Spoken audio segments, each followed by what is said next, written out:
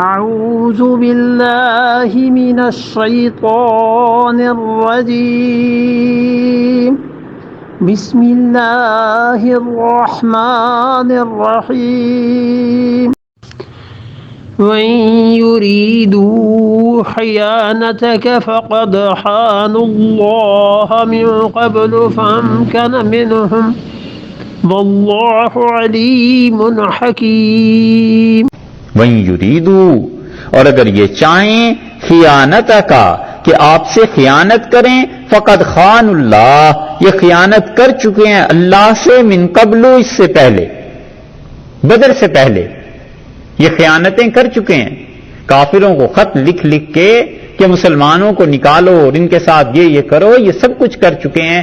پھر کیا ہوا؟ فَأَمْكَنَ مِنْهُمْ، اس کے نتیجے میں بجائے اس کے کہ انہیں نفع ہوتا، فَأَمْكَنَ مِنْهُمْ، اللہ نے پکڑوا دیا انہیں، امکنا قابو پا لیا، منہم ان سے، یعنی اللہ تعالیٰ نے انہیں پکڑوا کے آپ کے پاس بھیج دیا۔ یہ ہے وہ چیز جو پچھلی آیات میں بھی گزری ہے کہ اللہ تعالیٰ نے فرمایا صلح کے لیے کہیں، آپ صلح ان سے کر لیں، اگر آپ کو یہ دھوکہ دینا چاہیں گے تو کوئی کام نہیں آئے گا۔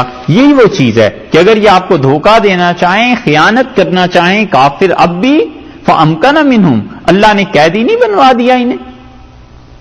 اللہ کے ساتھ لڑنا ہے، اللہ تعالیٰ کے ساتھ جنگ کرنی ہے۔ پھر تو اگر رسول اللہ صلی اللہ علیہ وسلم کی مخالفت کریں گے، واللہ علیم حکیم، اور اللہ تعالیٰ بڑا علم والا ہے، حکمت والا ہے، علم اس کا کامل ہے، ایک ایک چیز کو جانتا ہے کہ کس کے ساتھ کیا معاملہ مناسب ہے، اور حکمت والا بھی ہے، اور علم بھی اسے پتا ہے کہ کس کس انسان کی نیتیں کیا ہیں، کون صاف نیت کے ہیں، اللہ انہیں ان کی نیت کا اجر دے گا، کون خراب نیت کے ہیں پھر آپ کو ان پر دوبارہ قابو دے دے گا، اللہ کی گرفت سے تو نہیں بھاگ سکتے۔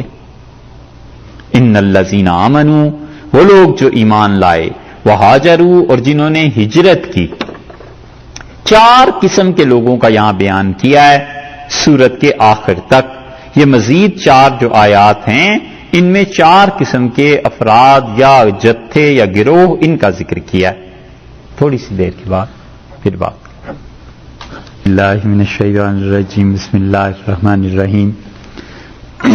ان چار آیات میں چار قسم کے لوگ اللہ تعالی نے بیان کیے ہیں، اور آسان چیز بھی ہے، صحابہ کرام رضی اللہ عنہم کے فضائل اور اللہ کے ان اچھے بندوں کی سیرتیں، یہ چیزیں تو آپ سنتے بھی رہتے ہیں۔